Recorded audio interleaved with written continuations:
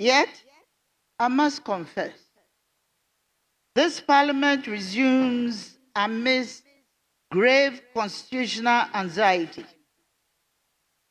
rising public distress, and a government that seems to be on autopilot. A government either asleep at the wheel or entirely indifferent to the suffering, insecurity,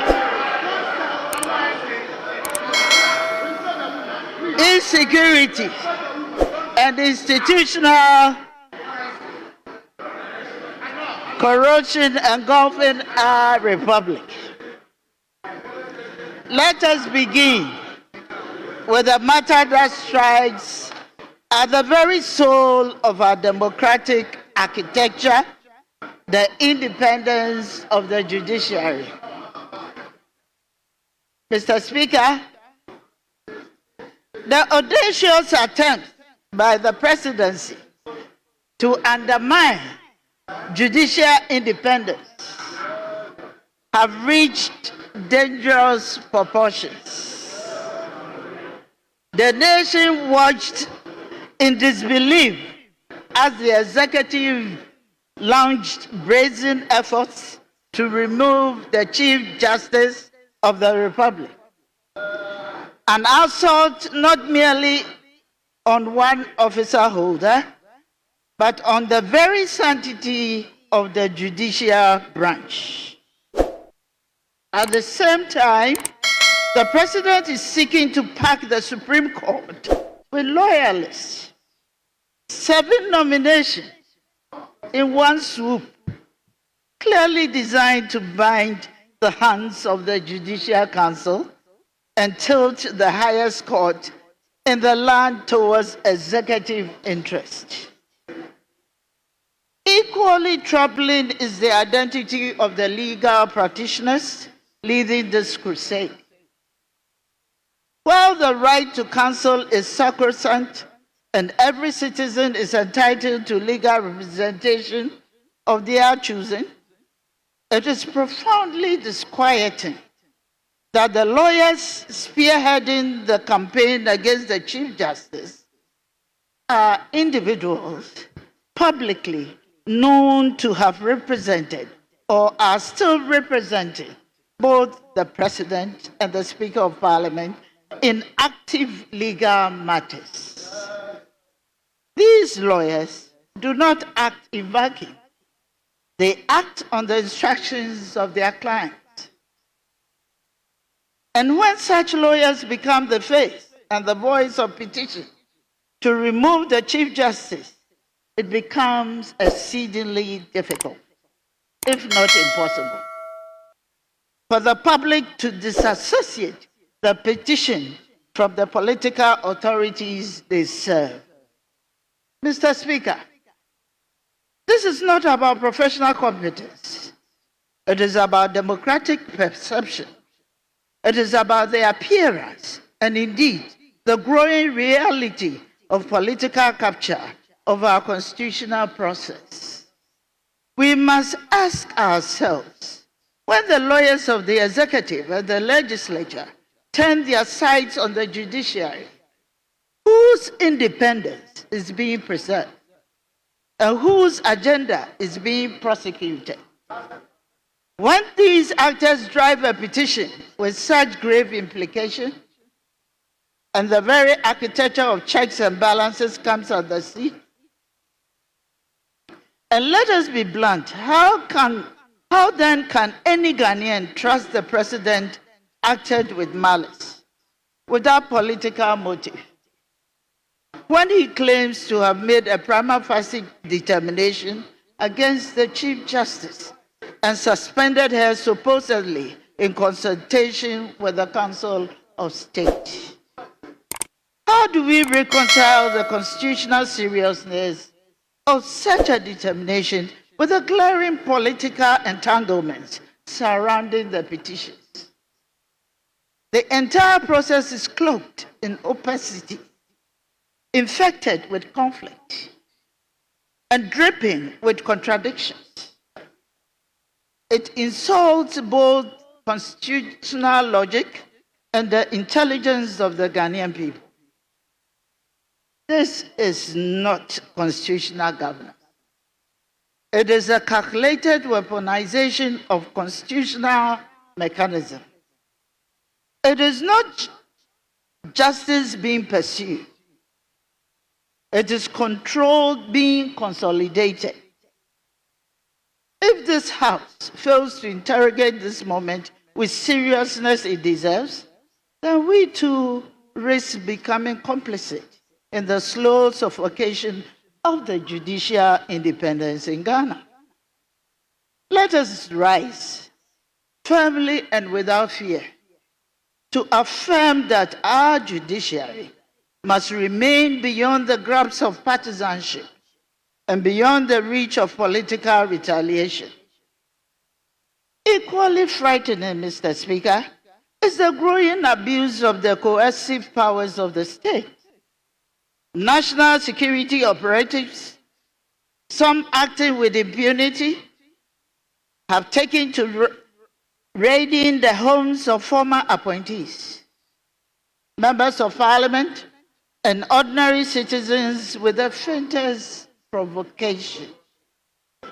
We are dangerously close to becoming a republic where state power is weaponized, not for protection, but prosecution. Mr. Speaker, I must now turn attention to most troubling development in our nation's foreign affairs. Just yesterday, the Minister for the Foreign Affairs, Honorable Samuel Okudzeto Ablakwa, with the reported blessing of President Mahama, announced the closure of Ghana's embassy in Washington, D.C., citing allegedly corrupt practices uncovered by a ministerial audit team. Mr. Speaker, let me be clear. Corruption must be confronted, but such confrontation must be lawful. It must be measured and aligned with Ghana's long-term diplomatic interests, and not reckless, knee-jerk, or politically performative. It is an astonishing and deeply regrettable decision that the government's response to internal administrative failure is to shut down one of our most important missions abroad, even if only for what they call a few days. This embassy, located in the capital of the United States, the world's most influential nation, is not a district office of a private company. It is a sovereign outpost of the Republic of Ghana. It represents the face, the dignity, and the credibility of our nation. To shatter it abruptly because a single staff member was caught engaging in criminal behavior, conduct that could and should be prosecuted without disrupting diplomatic operations, it's not just excessive, it is diplomatically amateurist. Mr. Speaker, the ministry decision has already caused confusion and distress to Ghanaians abroad, many of whom rely on the embassy for consular services, visa and passport renewals, and critical documentation. It sends a dangerous signal to the international community that our government lacks the institutional maturity to isolate wrongdoing without imploding on the entire system. It also fuels perceptions that Ghana is unstable in its diplomatic governance and unstrategic in managing scandals. Moreover, how does a government that claims to value national reputation explain away with a dramatic act to its foreign partners or multilateral agencies, giving to the U.S. State Department? What assurances can we be given to the U.S. State Department, investors, or multilateral agencies headquartered in Washington, D.C., that Ghana remains a reliable and stable diplomatic partner? No other serious nation reacts to an internal administrative fraud by collapsing its entire embassy structure unless it is filled straight or one deeply unsure of itself. Let it be stated unequivocally, this House would not allow such recklessness to go unexamined. The Minister for Foreign Affairs will be summoned before Parliament without delay to provide a full account of the decision to close our embassy, the legal basis for doing so, the implication for Ghana's diplomatic posture, and the cost, both financial and reputational, this country will bear. We demand to know how and why a sweeping measure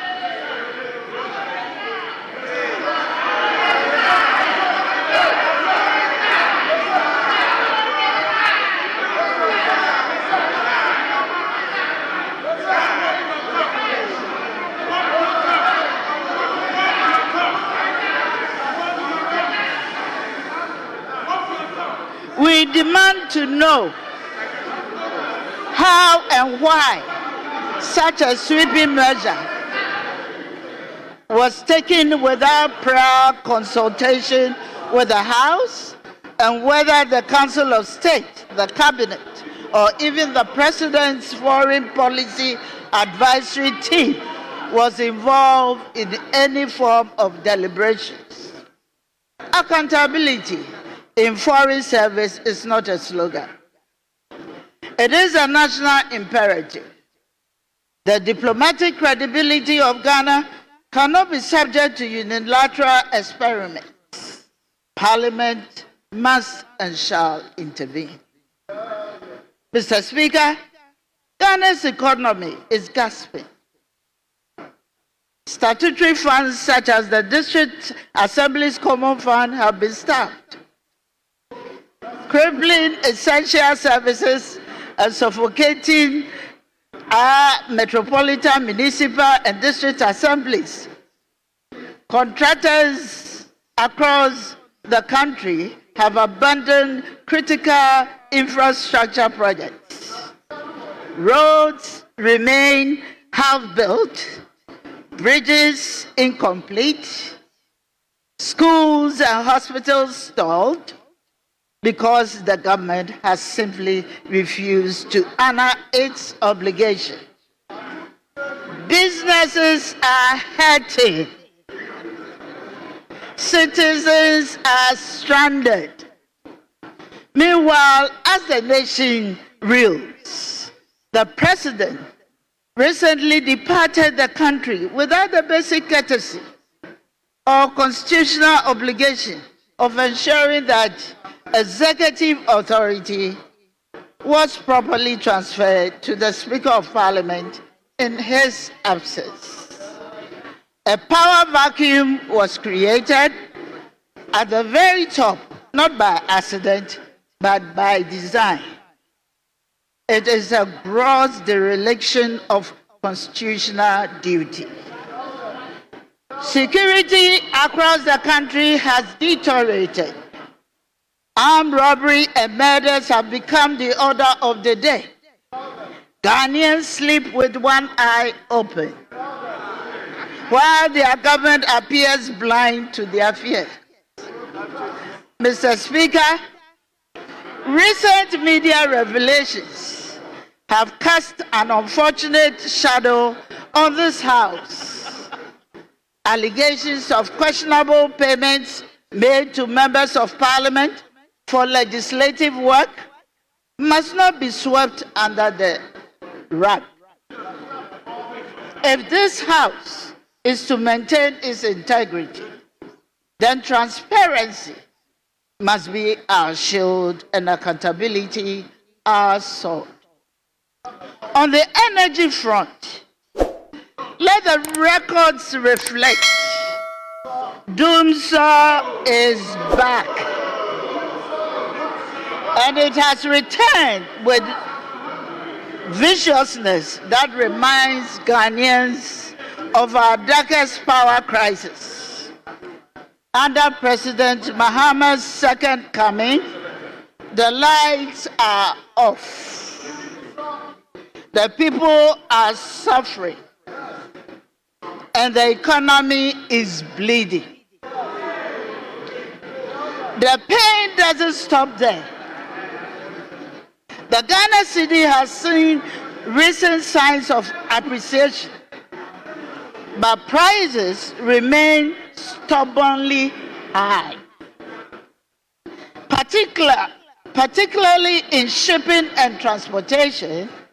Many major operators are still quoting dollars that defy the Bank of Ghana's official benchmarks.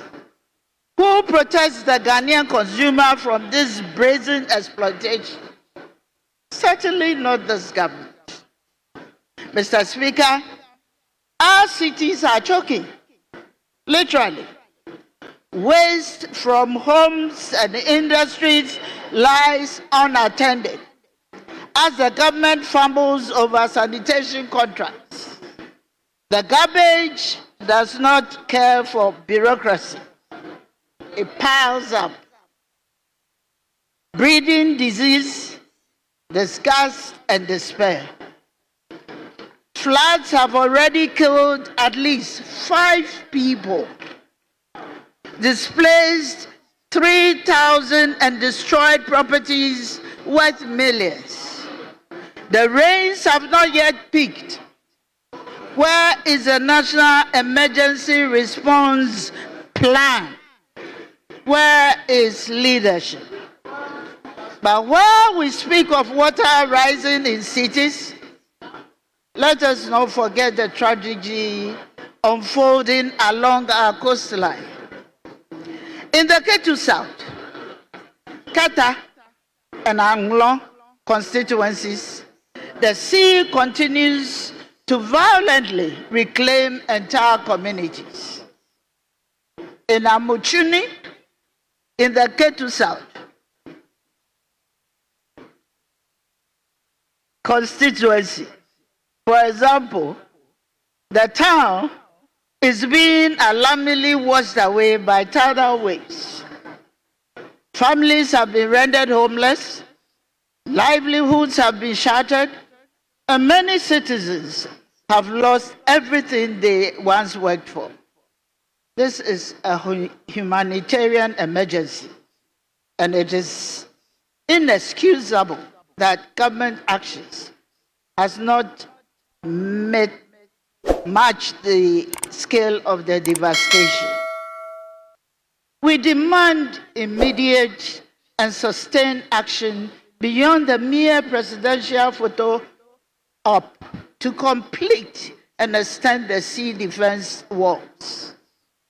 Anything less is a cruel betrayal of our coastal citizens. In our schools, law and order are collapsing. Reports of students attacking teachers and each other, some with offensive weapons, are alarming. NAGRAT, in a desperate cry for protection, has served notice that its members may begin carrying weapons to school. Mr. Speaker, if teachers must be armed to feel safe, then the government has failed. Full stop. President Mahama's much touted Mahama Cares initiative must also be brought to account. How much has it been raised? How has it been spent? In a democracy, benevolence does not exempt one from scrutiny. More troubling still is the president's response to violation of the assets declaration regime by his appointees. Rather than refer them to SHRAC, as the law requires, he chose to pressure them into donating 4 months of their salaries to the Mahama Care Fund. This is not charity. It is a blatant breach of Constitution. No president has the power to substitute lawful sanctions with presidential pet projects. Mr. Speaker, we must also address the scandal of the presidential jet. Despite a fully functional jet inherited from the previous administration, the president continues to travel aboard his brother's private aircraft. The vice president was recently flown home on a private charter, once again snubbing the state's own jets. If these flights are gifts, they violate the president's own code of conduct of ethics. If they are paid for by the state, let the receipts be published. If they are paid for by Mr. Ibrahim Mahama, then the country deserves to know what is he getting in return. Mr. Speaker, the Electoral Commission must immediately declare the results of Ablekuma North parliamentary contest. 5 months since 2024 election, the people remain without representation. Even though credible evidence suggests that the MPP candidate won, the EC must be supported with security, but they must not be allowed to delay democracy. As for promises made, we are watching. The president assured Ghanaians that the COVID-19 levy and other punitive taxes would be repealed. We await action. We also demand a bold, decisive declaration of an emergency to tackle illegal mining, which has surged under this administration. Mr. Speaker, fellow Ghanaians, Parliament is not a ceremonial gathering of elites. It is the living expression of the sovereign will of the Ghanaian people. When judicial independence is threatened, when power is used to terrorize citizens, and when the executive flouts the Constitution with impunity, this House has a duty, not a choice, to rise in defense of the Republic. To remain silent or neutral is to betray our oath of office and to signal complicity in constitutional subversion. Parliament must therefore assert itself with clarity and courage, now and not later. This House must no longer serve merely as a conveyor belt for executive business. We must become the firewall between democratic survival and authoritarian drift. Ghana's parliament was designed to check, not cheer, the president, the executive. That design is being dismantled before our very eyes.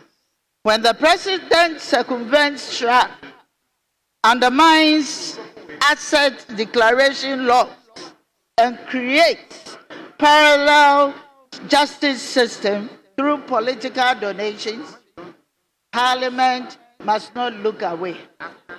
We must speak with one voice and demand that the rule of law, not rule by discretion, governs the Republic. We in the minority may stand in numbers that pale in the shadows of the enormous. But let it be known and let it echo from the chamber to every corner of the nation. We will not cower before the force of the majority. We will not be bullied into submission. We will continue to lead the charge. Resolute, principled, and unwavering in every committee, on every floor, and before every tribunal of public opinion. We serve as the Republic constitutional firewall, and we will not permit the perversion of our democracy under the government to go unchallenged. Parliament must also reclaim its power of oversight. We must establish and enforce rigorous accountability mechanisms to track statutory funds, presidential travel, donation under the Mahama care initiatives, and all actions taken under the guise of public interest. Where there is opacity, we must shine a light. Where there is impunity, we must demand redress. It is not enough to ask questions. We must insist on answers. Our committees must be empowered. Our debates must be sharper, and our resolution must have teeth. Finally, let us remember that the legitimacy of this House is tied to the confidence of the people. If we fail to act when the judiciary is under siege, when lives are lost in floods, when teachers are forced to arm themselves, or when public service collapse under unpaid debt, then we risk becoming irrelevant to the very people we serve. Let this session of Parliament rise to meet the moment. The time for caution has passed. The hour of constitutional vigilance is now. For emphasis, Mr. Speaker, this Parliament must not be a footnote in the story of Ghana's democratic decline. We must rise, speak, act, and where necessary, resist. The President and his government must assume responsibility. The days of deflections are over. The season for accountability is here. Let us not fail the people. Mr. Speaker, before resuming my seat, let me take this moment to warmly welcome all colleagues back from the recess. I trust we return refreshed, re-energized, and resolute in our shared responsibility to uphold the public trust. I also extend our sincere appreciation to the media for their continued dedication